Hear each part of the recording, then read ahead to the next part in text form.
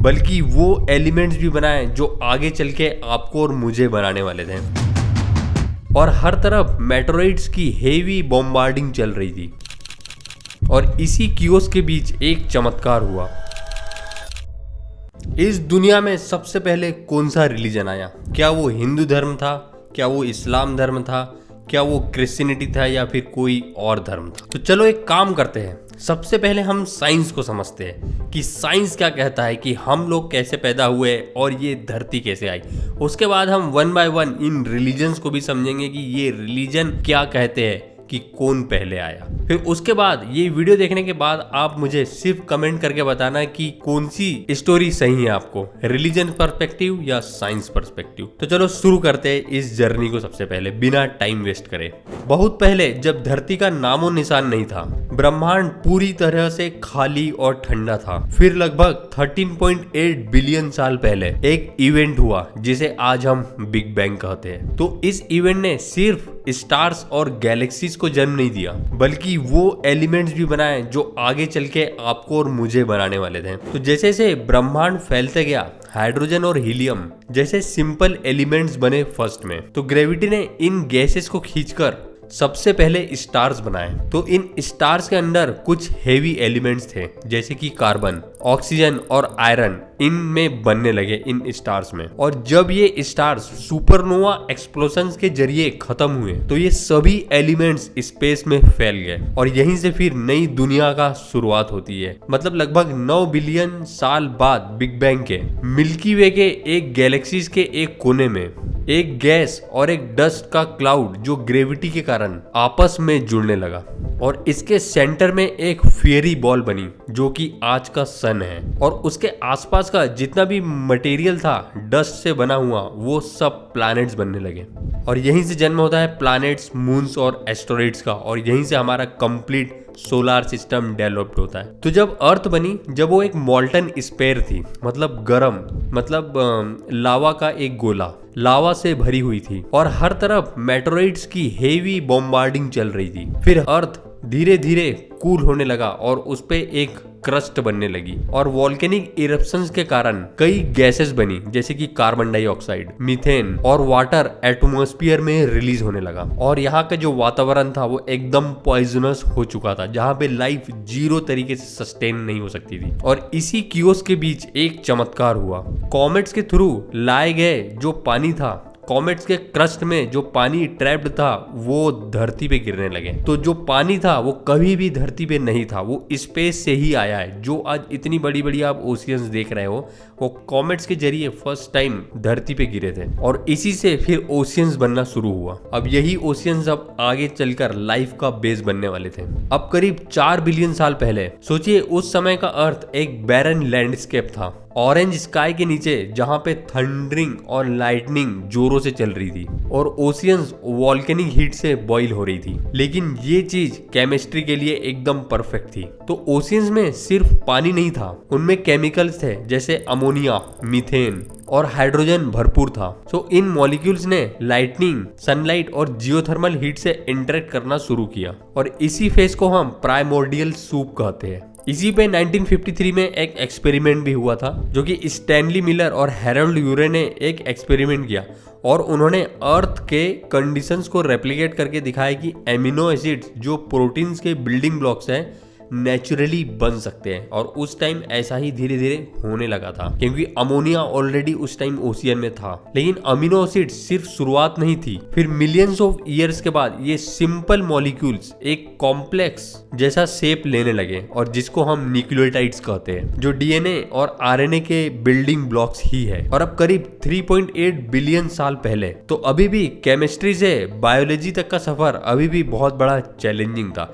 याद रखना, अभी धरती पे कुछ भी नहीं आया है, एक प्लांट नहीं आया है, एक घास का एक तिनका भी नहीं आया है। जो कुछ हो रहा है अभी ओशियन में हो रहा है, जो मैं बता रहा हूं अभी सब जगह सिर्फ पत्थर और गैसेस ही है, बाकी कुछ भी नहीं। तो एक पॉइंट पर आकर एक फैटी मॉलिक्यूल ने एक टाइनी बबल्स बनाया जो पहला हमारा प्रोटोसेल कहलाया।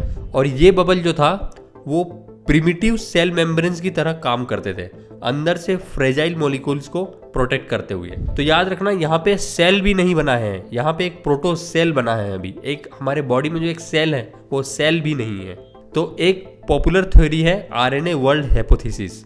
तो आरएनए एक मॉलिक्यूल है जो जेनेटिक इंफॉर्मेशन स्टोर कर सकता है और केमिकल रिएक्शंस को कैटालाइज कर सकता है। तो साइंटिस्ट बिलीव करते हैं कि जो आरएनए था वही सबसे पहले सेल्फ रेप्लिकेटिंग मॉलिक्यूल था, जो लाइफ का पहला सिग्नल था। तो समुद्र के अंदर हाइड्रोथर्मल वेंट के पास लाइफ ने सबसे पहले अपनी सांस ली थी, और ये वेंट्स मिनरल्स और हीट प्रोवाइड करते थे जो मॉलिक्यूल्स को कॉम्प्लेक्स बनाने के लिए आइडियल थे। अब करीब 3.5 बिलियन साल पहले पहली ट्रू लिविंग ऑर्गेनिज्म आए, simple single celled creatures.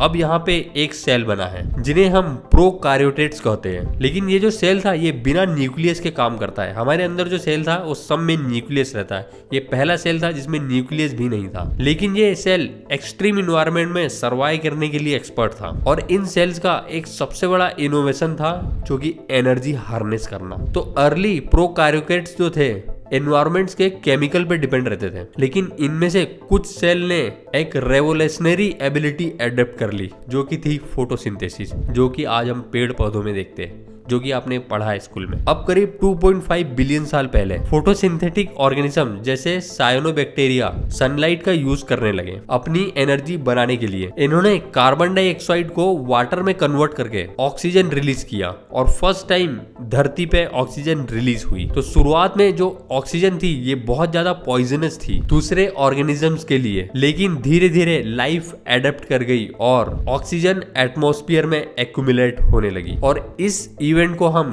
Great oxygenation event कहते हैं। और ये अर्थ को ट्रांसफॉर्म करने के लिए एक मेजर इवेंट था, एक मेजर टर्निंग पॉइंट था जो कॉम्प्लेक्स लाइफ को अब डेवलप करने वाला था। अब करीब 1 बिलियन साल पहले लंबे समय तक लाइफ सिंपल ही रही, ऐसा ही चलते रहा। लेकिन लगभग 1 बिलियन साल पहले कुछ सेल्स ने एक साथ काम करना चालू किया जो मल्टी सेलुलर ऑर्गेनिजम्स बनने लगे। अब 540 मिलियन साल पहले एक इवेंट हुआ। इस इवेंट को हम कैम्ब्रियन एक्सप्लोजन कहते हैं।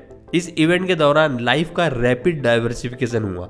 स्केलेटन्स, नर्वस सिस्टम्स और एडवांस फीचर जैसे नए एडेप्टेशंस इवॉल्व हुए। अब करीब 500 से 360 मिलियन साल पहले ओशियंस में लाइफ फ्लोरिश करने लगी। अभी भी यहाँ पे जो चीज है ये ओशियंस में ही हो रही है। एक प्लांट भी बाहर नहीं आया है, एक घास भी अभी ओशियन से बाहर नहीं आया है। लेकिन अब कुछ ऑर्गेनिजम्स ने लैंड पर अपना कदम रखना चालू किया ओशियन से, और उसमें से सबसे पहला था प्लांट। उन्होंने रूट्स और वाटर रिटेंशन का मैकेनिज्म को समझ लिया था, और ये बोलो तो डेवलप कर लिया था। तो फंगाई ने इन प्लांट्स के साथ मिलकर पार्टनरशिप बनाई और न्यूट्रिएंट्स एक्सट्रैक्ट करने में हेल्प करते हुए, और एनिमल्स भी फिर पीछे नहीं रहे। फिश ने अपने फिन्स को लिम्स में इवॉल्व किए, और एम्फीबियंस ने लैंड और वाटर में सर्वाइव करना शुरू किया। और आप समझ सकते हो कि यहीं से इंसानों की शुरुआत होती है। शुरुआत नहीं होती, अभी तो बहुत टाइम है। मैं बता रहा हूँ, फर्स्ट टाइम ओशियन से कोई जानवर निकल के फर्स्ट टाइम लैंड पे आया। पहले प्लांट आया, फिर एनिमल आया, फिर वही एनिमल से हम बने। अब 230 से 65 मिलियन साल पहले डायनासोर्स ने अर्थ पे राज करना शुरू किया। मैं टाइमलाइन में बहुत आगे चले गया हूँ, आप बस इमेजिन कर लीजिए कि रैपिड एक्सपेंशन हुआ एनिमल्स में। अब डायनासोर जहाँ की डोमिनेंट स्पेसीज बन चुकी थी, लेकिन 66 मिलियन ईयर्स एगो एक मैसिव एस्टेरॉइड इंपैक्ट ने इनका अंत कर दिया। और इस एक्सटिंक्शन इवेंट ने मैमल्स के लिए नई अपॉर्चुनिटीज खोल दी थी। अब मैमल्स डाइवर्सिफाइड होने लगे थे, और फिर इन्हीं से धीरे धीरे प्राइमेट्स इवॉल्व हुए थे जो आगे चलकर ह्यूमंस को जन्म देने वाले थे, जैसे आप और मुझे। अब करीब 2 लाख साल पहले मॉडर्न ह्यूमंस मतलब होमोसेपियंस लगभग 2 लाख साल पहले अफ्रीका में पाए गए थे। बड़े दिमाग और एडवांस टूल के साथ ह्यूमंस ने जल्दी ही अपनी डोमिनेंस स्टैब्लिश कर ली थी अर्थ पे। अब लगभग 10,000 साल पहले सबसे पहले एग्रीकल्चर आया था। तो एग्रीकल्चर नया नया है, आप ये समझ सकते हो कि 10,000 पहले ही हमने अनाज उगाना सीखा था। उसके पहले हम मांस खाते थे, प्लांट्स बेस्ड डाइट करते थे। इसके ऊपर मेरा ऑलरेडी एक डेडिकेटेड वीडियो है, अगर आप देख सकते हो तो वो देखिए, बहुत इंटरेस्टिंग वीडियो है कि इंसानों का सफर डाइटरी इवोल्यूशन कैसे हुआ। सबसे पहले इंसान ने क्या खाया जो हम आज खा रहे हैं, यहाँ तक का इवोल्यूशन। तो चलो मुद्दे पे वापस आते हैं। फिर ह्यूमंस ने फार्मिंग करना शुरू किया उस टाइम, और अपनी सिविलाइजेशंस को बढ़ाना चालू किया। तो धरती पर जीवन का जो एक सफर है ना, वो एक मिरेकलस है जो बिलियंस ऑफ ईयर्स के ट्रांसफॉर्मेशंस और एडेप्टेशन का रिजल्ट है। लेकिन अभी भी कई क्वेश्चंस बचे हैं। जैसे कि सबसे पहला सेल्फ रेप्लिकेटिंग मॉलिक्यूल कैसे बना और क्या लाइफ किसी और प्लैनेट पर भी एग्जिस्ट करती है। ये कहानी हमें याद दिलाती है कि हम कितने ज्यादा एक्स्ट्रा ऑर्डिनरी है और हम कितने ज्यादा एक्स्ट्रा ऑर्डिनरी प्लैनेट पर हैं। एक ऐसी जगह जो हॉस्टाइल यूनिवर्स के बीच एक डेलिकेट ओएसिस बनी हुई है और ये कह लो कि ये एक चमत्कार ही है। अब चमत्कार से याद आया कि हमने रिलीजन की बात नहीं की, तो चलो बात करते हैं रिलीजन की कि ये जो दुनिया आई है रिलीजन के पर्सपेक्टिव में कैसे आई है। तो चलो बात करते हैं। सबसे पहले बात करते हैं हिंदुज्म की। तो देखो, हिंदुज्म का कोई एक स्पेसिफिक फाउंडर नहीं है और ना ही कोई एक स्पेसिफिक टाइम है। जब ये धर्म धरती पर आया तो हिंदुज्म को इटरनल और टाइमलेस माना जाता है, जो क्रिएशन के शुरू होने के साथ ही था। इस धर्म का विश्वास है कि ये कभी खत्म नहीं होता, बस एक साइकिल में चलता रहता है और इस साइकिल को हम समवस्त्र साइकिल कहते हैं। और जो हिंदू धर्म की जो टीचिंग है वो पुरानी वेदास जैसे टेक्स्ट से आ रही है। तो हिंदुज्म का मानना है कि डिवाइन विजडम हमेशा यूनिवर्स में मौजूद थी और हर व्यक्ति को अपने अंदर उस विजडम को एक्सपीरियंस करना होता है। लॉर्ड विष्णु, लॉर्ड शिवा और दूसरे देवी देवताएं भी टाइम टू टाइम पृथ्वी पर आए और अपने अवतार्स के रूप में जिसे लोगों को सही रास्ता दिखाया। भगवत गीता और दूसरी स्क्रिप्चर्स को डिवाइन इंस्ट्रक्शंस के रूप में देखा जाता है। तो ये हिंदुज्म का कहना है। अब बात करते हैं क्रिश्चियनिटी की। तो क्रिश्चियनिटी का मानना है कि इस धर्म की शुरुआत जीसस क्राइस्ट से हुई थी, जो कि 1st सेंचुरी सी में उस टाइम जीवित थे। और क्रिश्चियंस का मानना है कि गॉड ने अपने सन के रूप में अपने आप को प्रकट किया था और जीसस ने उस डिवाइन ट्रूथ को दुनिया को दिखाया। तो बाइबल जो क्रिश्चियनिटी का होली स्क्रिप्चर है उसमें जीसस की टीचिंग्स और उनके एपोस्टल्स के लिखे हुए ज्ञान को दिखाया गया। तो क्रिश्चियनिटी का कहना है कि गॉड ने दुनिया और मानव को बनाया है, पर इंसान अपने गलत कर्मों से एडम और ईव के द्वारा दुनिया में पाप फैलाया